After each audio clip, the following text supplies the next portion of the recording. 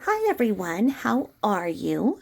Welcome to episode 3, where I'm trying to get as far as I can to what all has happened before everybody meets up eye to eye on Tuesday. But like I say, I don't think I'm going to be able to get there because I had no idea there was so much. Normally, a civil suit is basically like, hey, you did something stupid, you made me mad, you caused me this much in damages. The other person says, no, I didn't. No, I didn't. The other person says, yes, you did. Yes, you did. Goes back a couple of times and then they settle. I have never seen anything like this. Never. And so I'm shocked. I was just getting ready to record about an hour ago when I uh, got an Amber Alert. Those things are really loud. They're meant to catch your attention. And so I put the Amber Alert on my community page. If you wouldn't mind sharing, it's for a local boy, 2 years old, Liam Henriksen. It looks like it's his father who abducted him. And, people say, oh, well, it's just his father or whatever. Well, there's been too many cases where that doesn't end up with a good result. So with that being said, once you've checked over there, and if and when hopefully it gets canceled, hopefully they'll find him. Hopefully he's just late bringing him back from a visit or something. I will take it down, but if it's still there, please share. I really appreciate that. And I really appreciate all of the kind comments. Thank you so much. As you know, I do not push for memberships. I don't push for cash apps, blah, blah, blah, blah. I appreciate tips. Don't get me wrong, because I am one broke hoe. You guys all know that. But I don't subscribe to editing services. I don't send my things off to be professionally edited, etc., because I like knowing all of you and interacting with all of you and getting to know your stories. And I feel like I'm talking to friends. And as I don't have any money, I've not been able to pay anybody any money. So when some of those channels are just very, very high pressure to get you to join this, so you see this or do this and that, I can't watch them because it makes me feel bad. So I'm just a girl. I'm just a girl who I'm no different than anybody else. So when I got the comment to the horrible comment today, that started out, and it's by Kitty. It's a person named Kitty, not Katie, right? Because it's a profile that only has one subscriber. Definitely not Katie. It's Kitty. Said, wow, you're not a professional page, are you? Oh my God, all this with voice changing and skits. Like, I like odd, but this is too odd. Something like that. It's like, and I said, don't you listen back to yourself? No, asshole, I don't. I record and I go. This is not my job.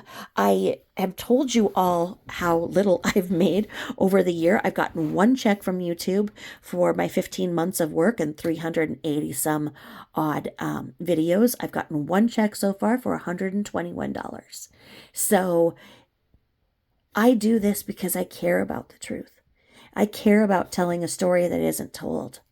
So no, it's not professional, but that's the beauty of YouTube, is that there are all kinds of channels. So if I'm not for somebody, there's another channel that might be for them, that, is nicely edited, and you can pay to be there, and maybe you can go over to freaking Patreon and pay an entry fee to listen if that's easier for you.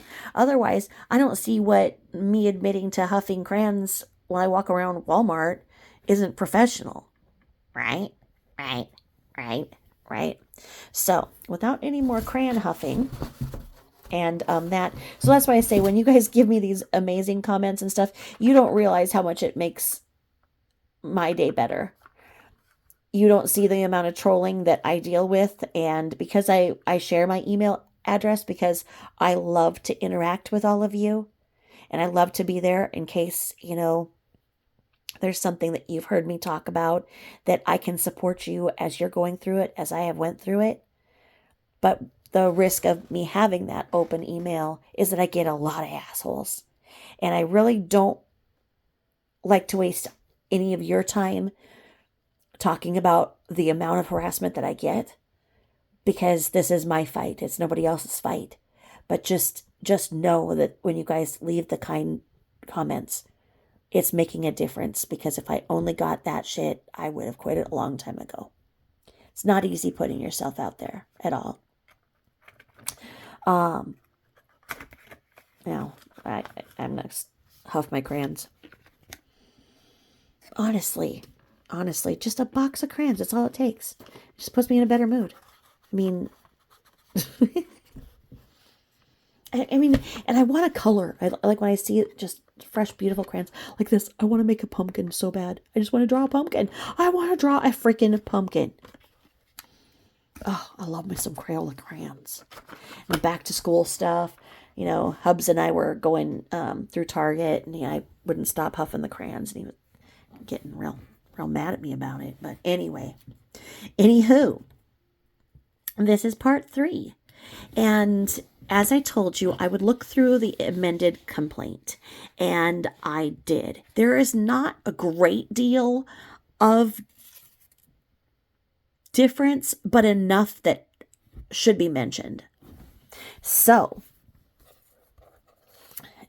it all looked all right, the first few pages. So, there wasn't anything different on the first few. Everything looked good. There was something that was added in, and it just says Miranda and James are clients of 7M. Okay, so that was the first thing in the factual background that I saw that was amended.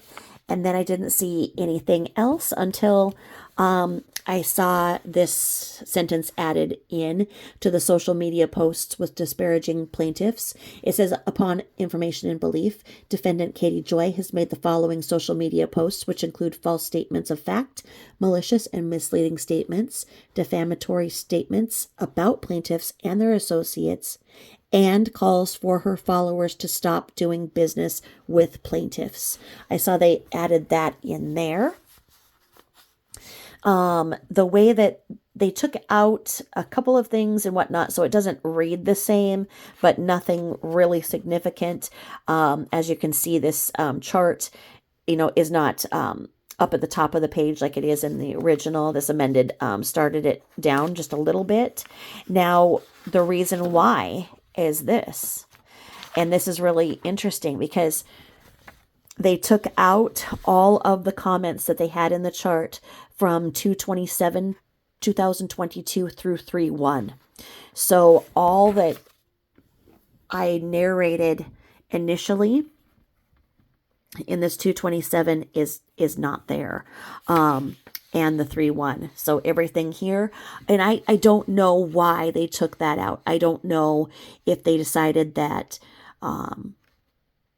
they hadn't served her with a cease and desist by then, or what. I need to see what date that cease and desist was. But anyway, they did definitely take that out. So the amended complaint does not have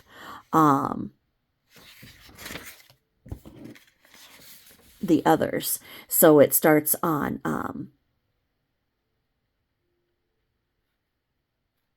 3/1, or wait.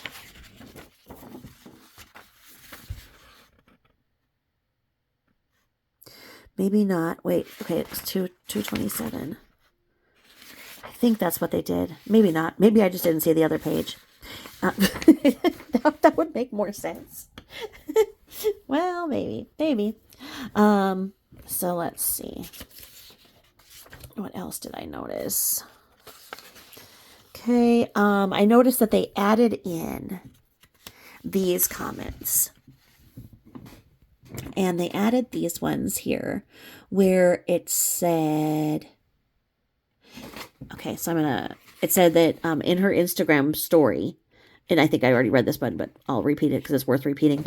And she had an Instagram, Katie Joy had an Instagram story bragging about being the go-to for all information about the cult leader, Robert Shin.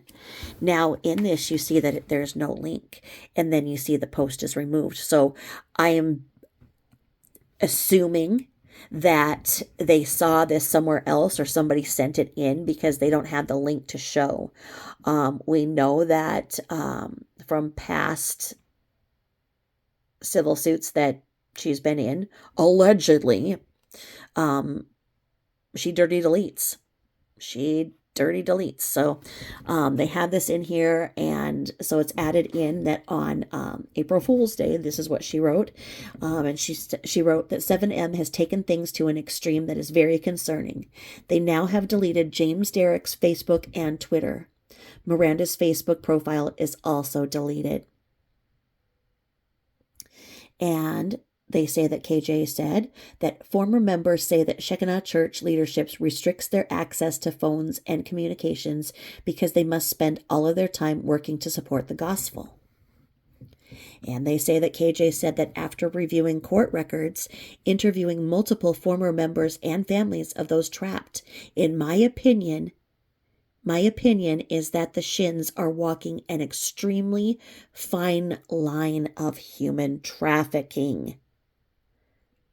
And we got these posts removed. So I assume that they have a way of proving that that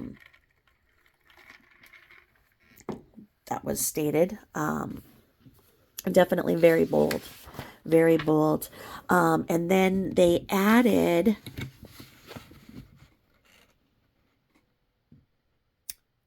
more here in this whole page.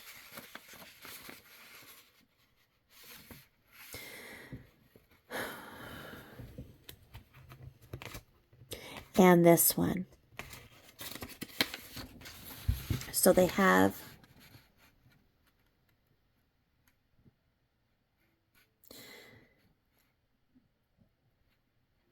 added in, because they went there. So yeah, this is all added in. It was not in the original. So it goes on to say that she said, that KJ said, living with employer. Dancers live in church housing of their employer, poor living conditions. Former members allege squalor-like conditions, multiple people in cramped space. Former members allege inability to speak to individual alone. Miranda and others are constantly monitored and never allowed to be alone when speaking to family. Employer is holding identity documents. Signs of physical abuse, submissive or fearful. Members are told to obey and submit or they are punished, unpaid or paid very little. Former members allege up to 80% of their earnings went to Robert Shin, under 18 and in prostitution.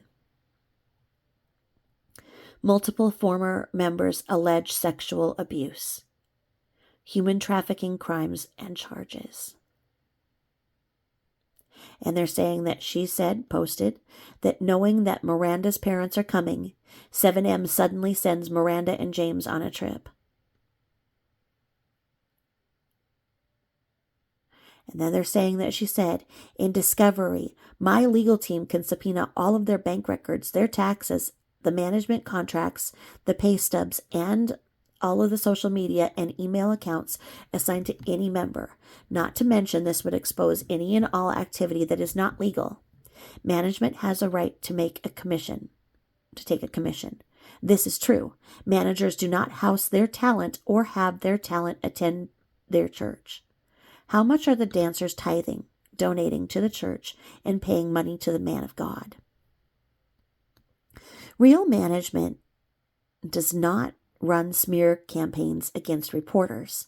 Why hasn't 7M gone after Rolling Stone, The Sun, Daily Mail, Daily Beast, New York Post, Rolling Stone, The Sun, Daily Mail, Daily Beast, New York Post, Gawker, Daily Mail, TV, Insider, New York Magazine, Cosmopolitan, or any of the former members or families that have spoken out? When there is overwhelming evidence that there is something not right happening, it generally means something right isn't happening. Human trafficking takes many forms, and this could or couldn't be. Could or could not be. I'm not the police or the FBI, but I can certainly share my opinion based on what I find. Freedom of religion is a constitutional right, and so is freedom of speech. This is not a dictatorship. This is not North Korea. This is the USA, where journalists also have freedom of the press. Having accounts like this will not help any legal cases you seek to carry out. It will only prove my counterclaims. Maybe you should delete these pages since you wouldn't want them used against you in court. Damn. Okay, so here's my thing. That if she wants to profess that she is a journalist, a professional journalist, why does she write so primally? I mean, there is never any punctuation. There's never a build-up, a story. It's just laid out like this. Just like how the kitty person left the comment. Just like Kitty, not Katie, right? Right. And then they say that she said, 7M controls bank accounts. They say that she said, now you might understand why Miranda isn't talking to her parents. Hannah controls her every move. And they're saying that she said that WOACB is aware of where the money came from. But we would like 7M to share where the money came from and which members' money was used to buy this Bentley. Again, this is an Instagram post. What kind of a journalist starts a sentence with the word but? You should never have a but anywhere. You should never have a but anywhere, especially in the first word of a sentence. So, like I say, is she a journalist or not? A journalist is a master of the English language. I don't know. I mean, in titles of YouTube videos, you're limited to 80 characters. And then you can go in the description and tell more. But in that 80 characters, you're going to want to say everything that you can to bring somebody in. And these are Instagram stories. And if you've got this much time and space, why not clean up your grammar? Who knows?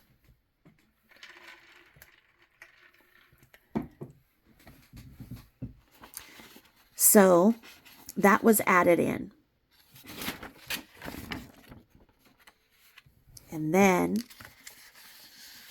this was also added in. Okay, so they basically added in more of April. And so they're saying that she said, and this one has all of the links. There was no dirty deleting in those. And these ones are just longer posts, but the links are there.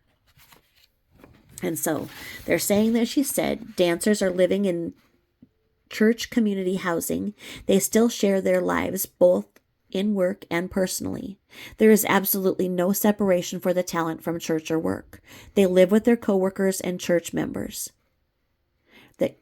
They're saying that she posted that Keto Cycle terminated their relationship with Miranda after learning her involvement with 7M. Former members agree that the only way to end the situation is to cut off the money and find a way for Robert Shin to be held criminally responsible. They assert that the money made is benefiting Robert and Shekinah. Report that Robert Shin's Shekinah Church was illegally operating as a church without proper zoning permit. Without a proper zoning permit. Now it shows that that post was removed. So they must have proof of it otherwise. And then on April 5th, they allege that Katie Joy said, getting sued is like a badge of honor at this point. That's cocky as you know what. It's not a badge of honor to be sued. It's not anything to be proud of. I mean, a good and responsible journalist breaks a story with facts and punctuation. And then on 4/6, they're saying that she said, I have never contacted Miranda or James. And then they're saying that she said, alleges that one of 7M's clients is stealing money from a fundraiser he runs to help Ukraine. And then they're saying that she posted that alleges a video posted by one of 7M's clients is a recruiting tool for the 7M cult. And then they're saying that she wrote, Robert Shin's next door neighbors are moving. I'm hearing that people have been driving by a lot, trying to spot Robert. I'm assuming this could be pretty disruptive to neighbors. The real story is this. Focusing on their lawsuit detracts from the story. Stay focused.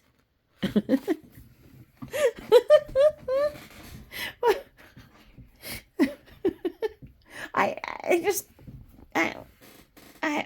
can't. I can't. She thinks she's real Inspector Gadget, real defective detective she is. And the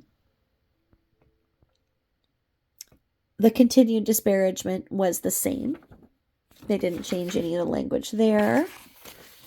Nothing was changed in any of the wording for the defamation or defamation per se. It was all the same, I didn't know anything different. There's the occasional word taken out and whatnot. But other than that, that's all that I saw in the amended complaint. So the amended complaint would, of course, be the one that they're going to go forth with. So the one that we saw in the beginning will not be considered. And then we move forward to the memorandum of law in support of defendant's motion to dismiss.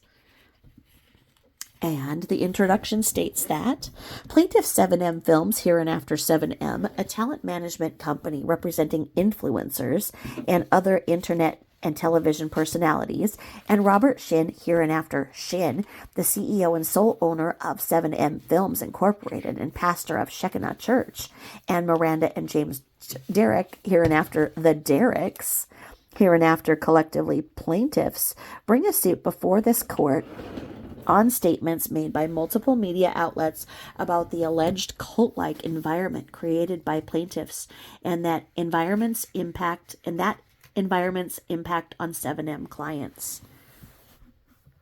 These reports have been published by media outlets such as Rolling Stone, the Daily Mail, and the Daily Beast, as well as family members of 7M members and a myriad of other YouTube outlets.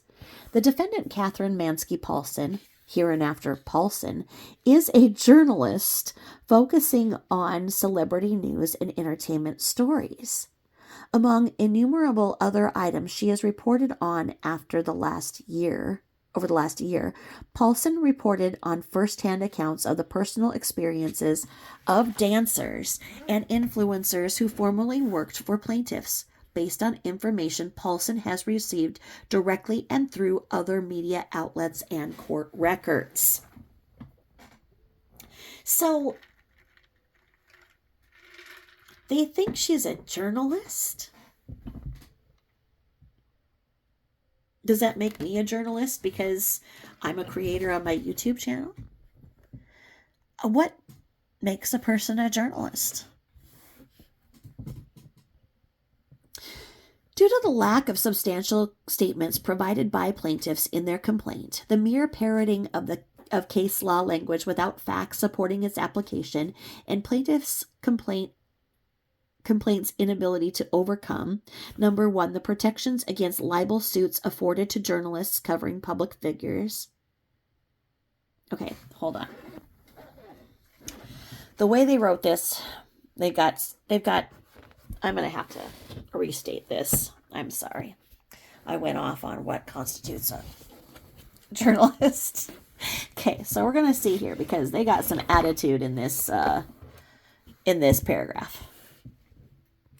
So it says here, due to the total lack of substantiated statements provided by plaintiffs in their complaint, the mere parroting of case law language without facts supporting its application, and plaintiffs' complaint inability to overcome, number one, the protections against libel suits afforded to journalists covering public figures, and number two, the fact that most of the complained of behavior simply consists of statements that are true or opinion, Paulson brings this motion to dismiss plaintiff's complaint. Defendant asserts that the complaint should be dismissed for failure to state a claim upon which relief can be granted, pursuant to Minnesota R. Civil Procedure 12.02e, as more fully articulated herein. All right. So her attorney smacked him down right there. Says, that you basically have nothing here. That's what her attorney said. Okay.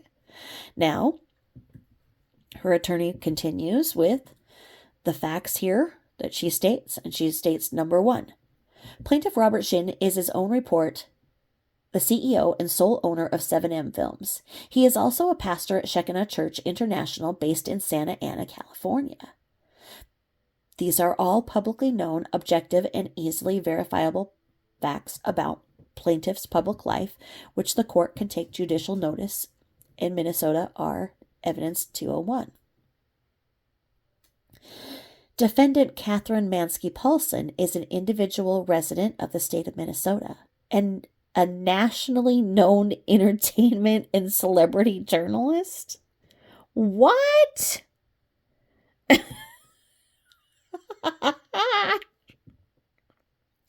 What? What? What? What? What? I'm gonna have to take a drink to swallow that bullshit. Oh my God. Nationally known what? Oh, really? And people are like, what did Katie Joy say about this? Oh, Katie Joy. You know what? Most people, like you're even seeing in the comments here, they don't know who she is. There's not, I don't know, she's going to win the Pulitzer Prize. What are we talking about? What the? Oh my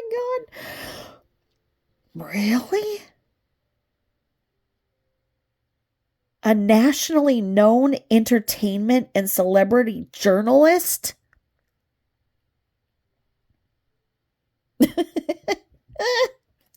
All right.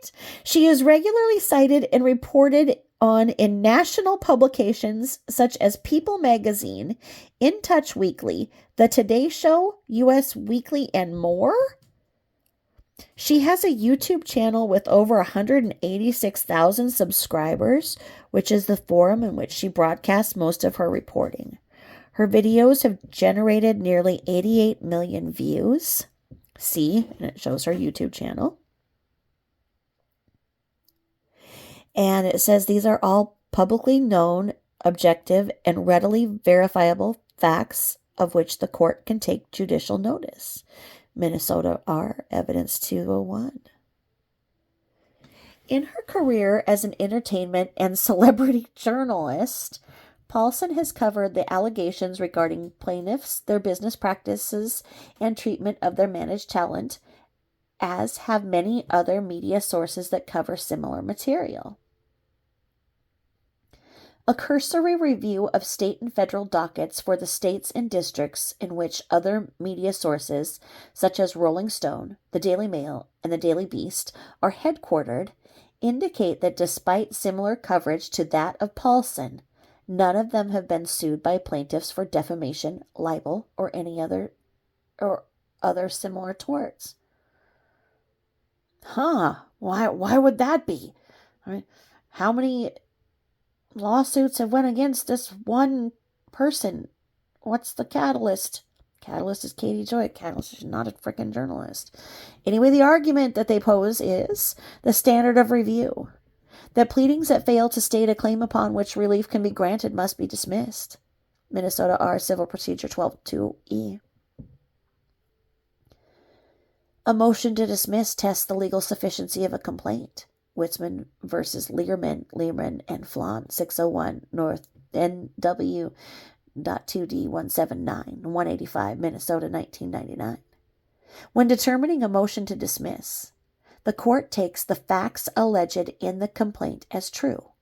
Jacobson v. Board of Trustees in the teachers.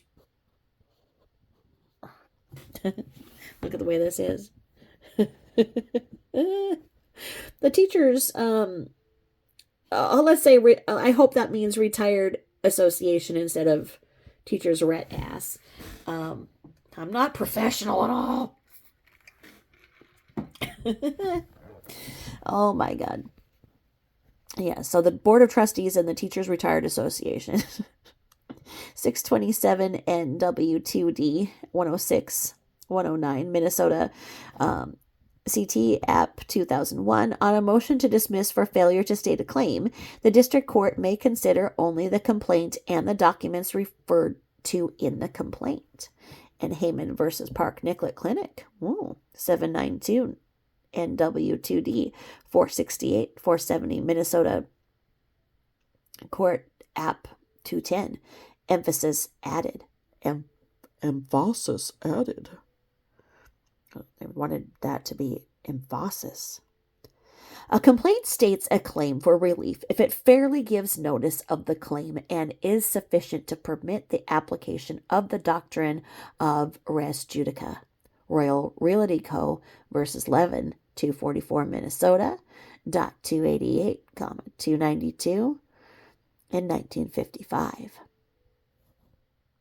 However, the court is not bound by legal conclusions stated in a complaint when determining whether the complaint survives a motion to dismiss for failure to state a claim. Herbert versus City of 50 Lakes, 744 N.W.2D 226 and 235 in Minnesota, 2008. Furthermore, in a complaint, a plaintiff must provide more than labels and conclusions. Barr versus Capella University, 788 and W2D 76 and 80.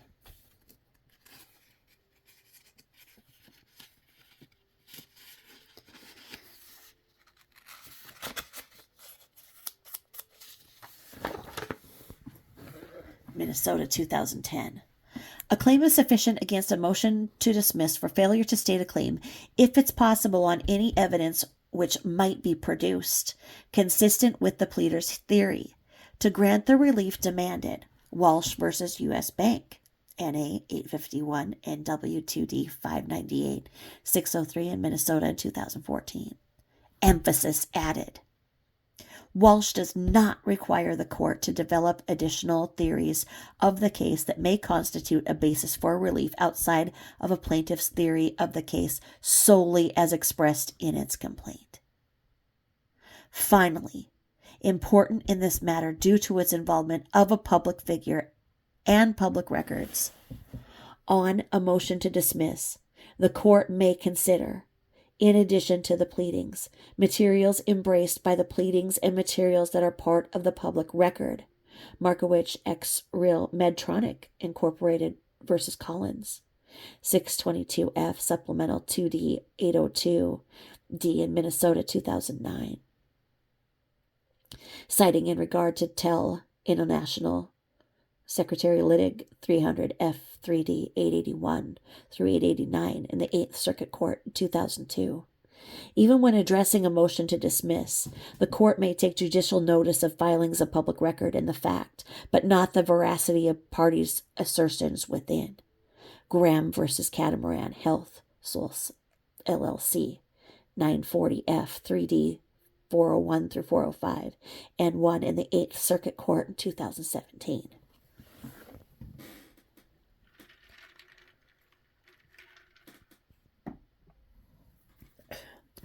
On the facts alleged, plaintiff cannot meet the doubly heightened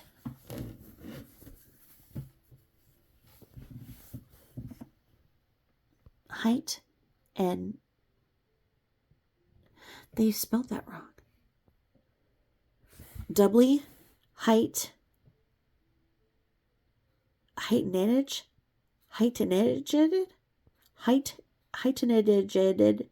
I'd never heard that word. Okay, let's check it out. Let's see if I'm going to strike out again here. Is that a word, or did they misspell that?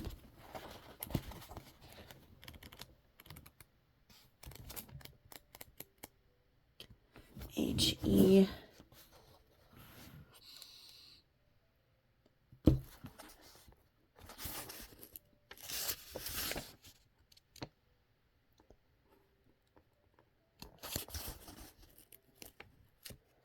Heir apparent, heir.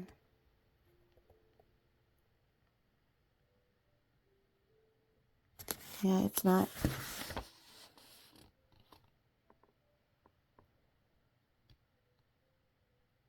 That's it. I've never heard that word, and I don't see it here. I'm gonna write that down. Have you ever heard of that word? Heighteneged.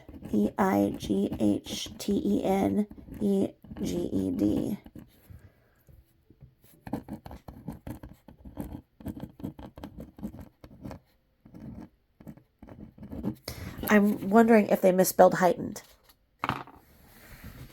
because I've never seen this word. Because it says, on the facts alleged, plaintiff cannot meet the doubly heightened. I would assume it'd be doubly heightened. But I don't know. That's interesting. This is why I feel like I'm a student every day that I'm alive. I'm always learning things. Do you guys feel that way too? That you're kind of just like a student of life? And when I do, I find a word that I don't know, I do check it out. Maybe it's a whole word that I never have known was out there, and it's a word I need to use in everyday language. Or else they just simply misspelled heightened.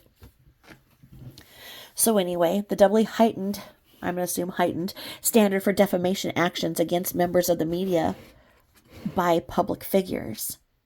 On a plain reading of the typical defamation standard applicable to interactions between two ordinary private individuals, plaintiff's complaint may hold water if not for the fact that the alleged defamatory statements by defendant are true, as noted in section 11b below.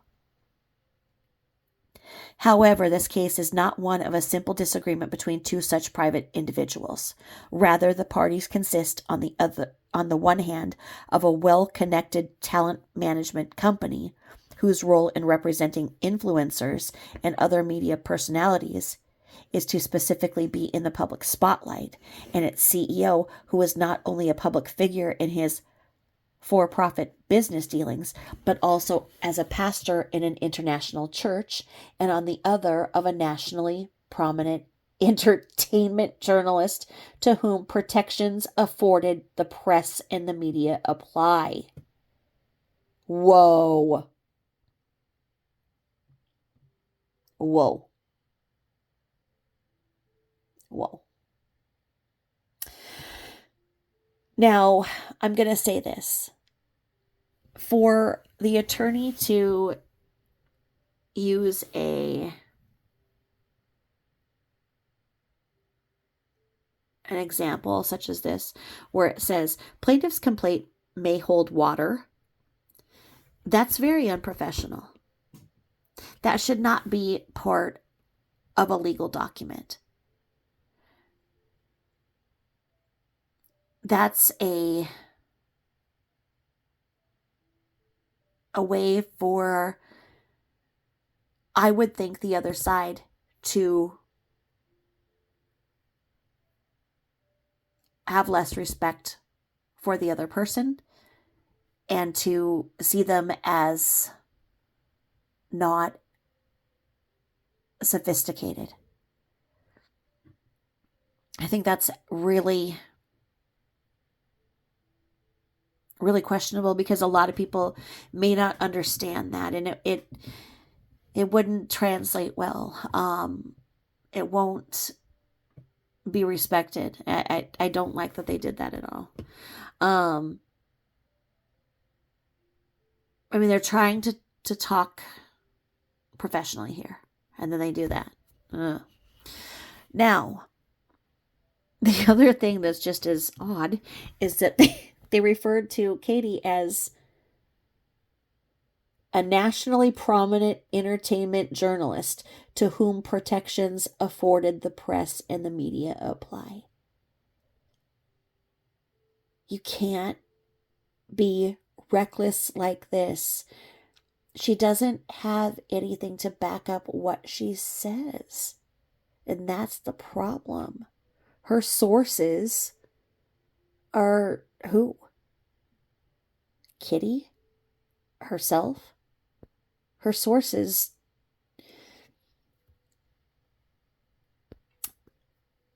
She interjects herself into stories. A journalist doesn't do that. A journalist lets the story be told. They put themselves back, and they use their talent and articulation to create a story that is believable and worthy of what they have stated.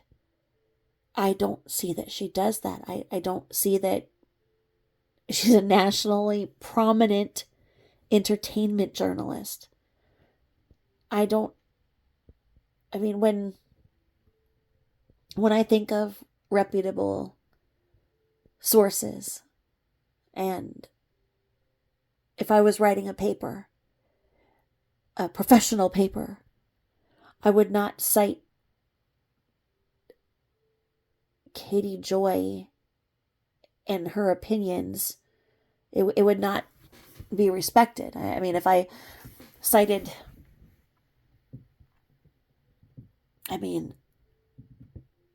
a peer-reviewed journal, then it would be respectable. I just don't see that Katie Joy has the platform to be referred to as a nationally prominent entertainment journalist that is afforded protections to the press and media. I'm astounded by this, but we'll see. maybe I missed out. Maybe I'm just missing out here. All right. Anyway, I'll go back to the script here. Professional.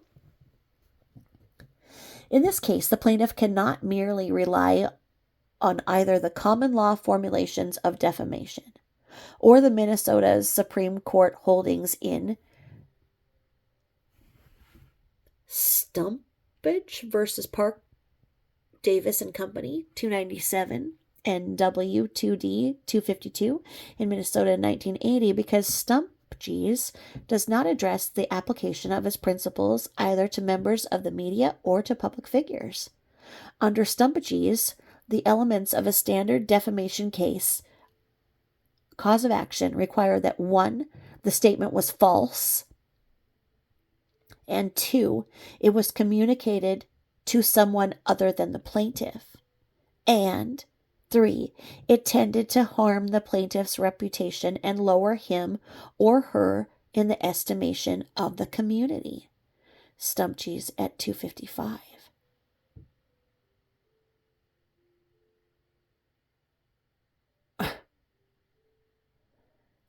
From what we've seen, that's exactly what she's done.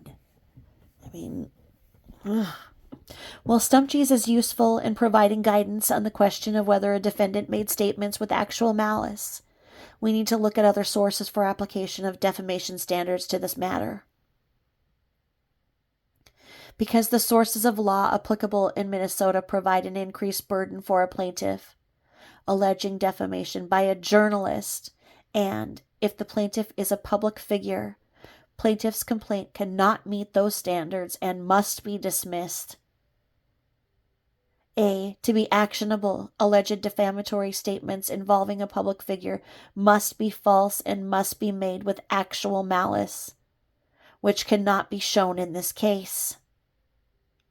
A long history of United States Supreme Court cases provide protection for journalists making negative statements about an individual. In its landmark case, New York Times versus Sullivan, the United States Supreme Court adopted a new set of constitutional protections for publishers of information relevant to public discourse. Libel can claim no talismanic immunity from constitutional limitations. It must be measured by standards that satisfy the First Amendment. New York Times Company versus Sullivan, 376 United States 254 through 269 in 1964. The general proposition that freedom of expression upon public questions is secured by the First Amendment has long been settled by our decisions. ID. Authoritative interpretations of the First Amendment guarantees have consistently refused to recognize an exception for any test of truth, whether administered by judges, juries, or administrative officials, and especially one that puts the burden of proving truth on the speaker. ID at 271. The constitutional protection does not turn upon the truth, popularity, or social utility of the ideas and beliefs which are offered. ID. Internal citations omitted.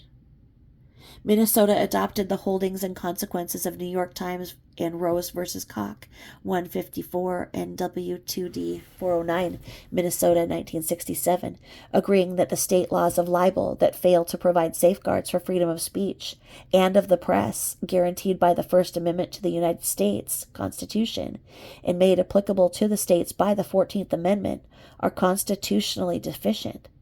Rose at 423. The Minnesota Supreme Court went on to adopt a number of the holdings produced by the New York Times line of cases. First, public officials and other public figures are subject to vigorous attack, including, under certain circumstances, defamatory and untruthful attack.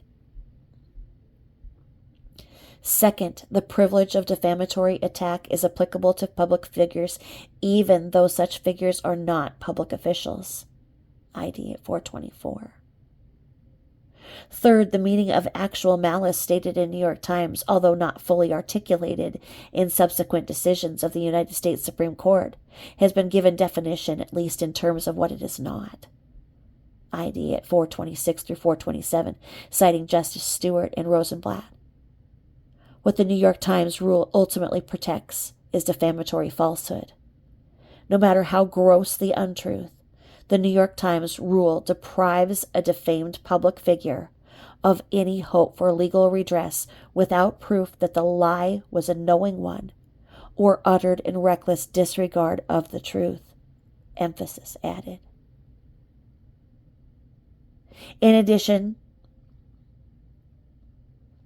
to Minnesota's adoption of the New York Times line of cases, reporting on statements made by law enforcement is specifically protected for journalists in Minnesota via the fair report privilege. See Larson versus Gannett, Company 915, NW 2D 485 through 491, Minnesota, application 2018.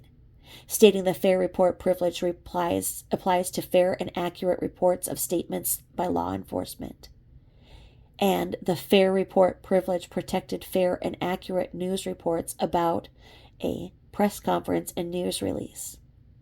Summarizing the Minnesota Supreme Court's analysis in Moreno versus Crookston Times Printing Company 610 NW 2D 321, Minnesota 2000, the Larson Court highlighted the Moreno Court's reliance on the restatement, second of torts in 1976 at Section 611, which states, the publication of defamatory matter concerning another in a report of an official action or proceeding of a meeting open to the public that deals with a matter of public concern is privileged against claims of defamation. If the report is accurate and complete or a fair abridgment of the occurrence reported, Larson at 492, citing restatement second of tort 611. Similarly, the Minnesota Court of Appeals stated in Jadwin versus Minneapolis Star and Tribune Company that newspapers have a qualified privilege when making a fair and accurate report of public records. Jadwin versus Minneapolis Star and Tribune Company, 390 NW 2D 437 through 441 in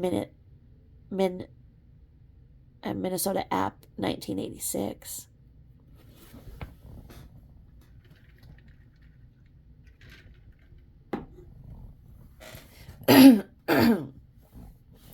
Many of Paulson's recitations of the complaint of material is drawn from public court documents. Regardless of the light in which those statements paint plaintiffs, and regardless of whether plaintiffs agree with those statements, they are privileged against claims of defamation and are thereby improper basis for the causes of action listed in the plaintiff's amended complaint. The plaintiffs Robert Shin and Miranda Derrick are public figures, subjecting their defamation claims to a different standard. As to whether public figures may take action against journalists, or anyone for that matter, reporting on or publishing information about their investigations into the public figure's activities, the Constitution delimits a state's power to award damages for libel in actions brought by the public officials against critics of their official conduct. New York Times at 283.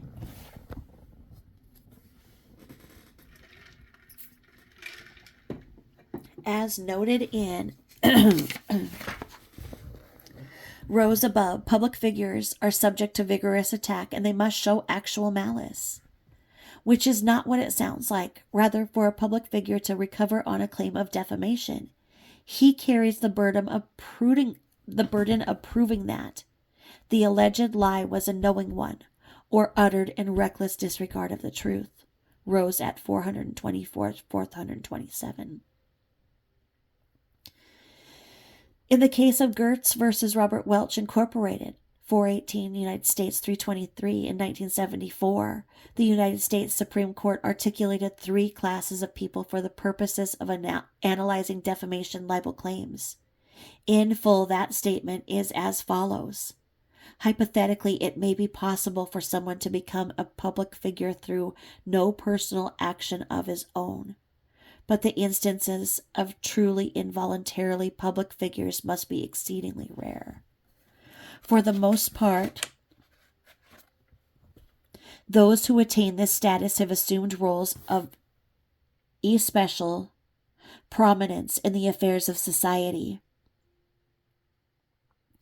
Some occupy positions such as persuasive power and influence that they are deemed public figures for all purposes. More commonly, those classified as public figures have thrust themselves to the forefront of particular public controversies in order to influence the resolution of the issues involved. In either event, they invite attention and comment. And Gertz at 345, emphasis added. The Minnesota Supreme Court also adopted this breakdown, summarizing it in the following manner. The first group includes the rare involuntary public figure. The next category essentially contains celebrities and prominent social figures who are deemed public figures for all purposes.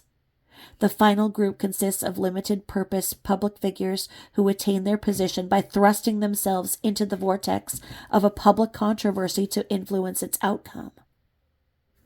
Jadwin versus Minneapolis Star and Tribune Company, 367 NW2D, 476 through 484, Minnesota, 1985. Emphasis added.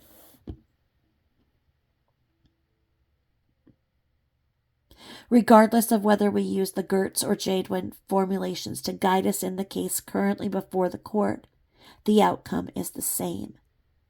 Plaintiff Shin and Miranda Derrick are no mere private individuals. Plaintiff Shin is the CEO and sole owner of 7M Films, which represents and promotes influencers, additionally producing and posting their own dance content. Plaintiff Shin is also the pastor of Shekinah Church, a church located in Santa Ana, California. Plaintiff Miranda Derrick has intentionally made herself a popular influencer in social media circles and spoken about the circumstances of her situation with Shin, 7M, and Shekinah Church publicly and voluntarily. Plaintiffs in the case before this court are without doubt public figures. They have thrust themselves into the media spotlight through their production and talent management company and as the pastor of Shekinah Church, Shin, 7M. Am Kumpel at that symbol. 1 through 2, 8 through 9. And their huge social media presence. Miranda Derrick, whose Instagram account as of today includes 459 posts and boasts 1.3 million followers. And then it shows her Instagram address. Whether it's for all purposes or only with respect to the issues they raise as basis for their defamation claims, plaintiffs are public figures. And as public figures, plaintiffs cannot rely solely on the standard articulation of defamation provided by Stumpchies. Rather, plaintiffs must meet a higher burden of proof and prove that the statement was made with actual malice. That is, with the knowledge that it was false or with reckless disregard of whether it was false or not. Sullivan at 280 through 281. To recover against a defendant, a public figure must meet an elevated burden of proof and show not only that the statements were false, but also that the defendant acted with actual malice, which plaintiffs cannot show. Actual malice for defamation purposes has been interpreted to mean the defendant acted with a reckless disregard for the truth or had a high degree of knowledge of the statement's probable falsity.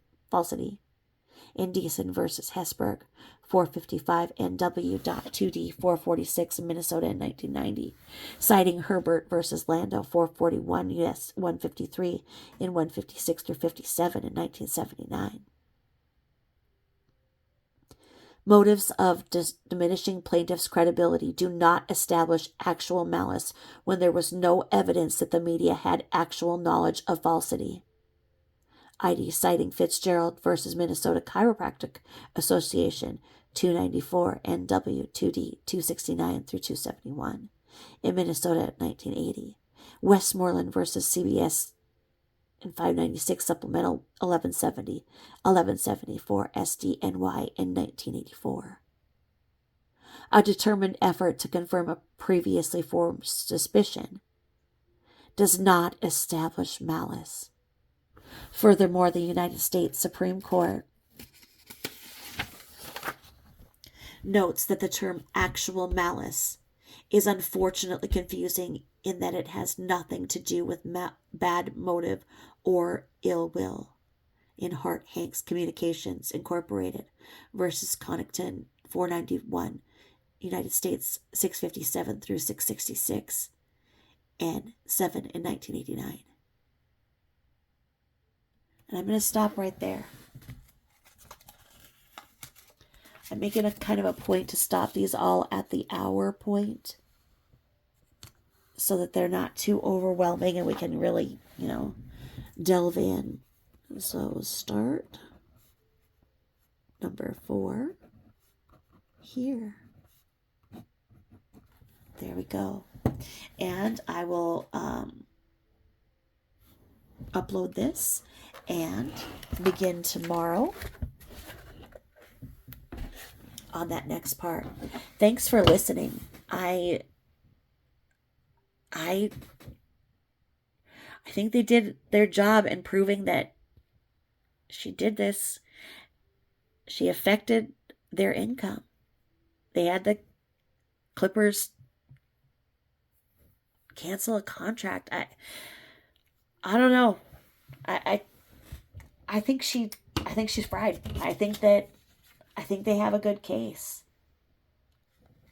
Um, I don't know. What do you guys think? I think she I think she'd be wise to settle. I really do. Wonder how much her insurance is. I don't know. I mean, a nationally recognized celebrity journalist. Huh. Well, thank you for listening to episode 3. I really appreciate all of the kind things you guys say and the support you give me and the love. And after all, we're just friends here, sitting there spilling the tea or drinking the lemonade or whatever we're doing, huffing crayons, something like that. Thanks again, and I'll talk to you in the next episode. Thanks. Bye bye.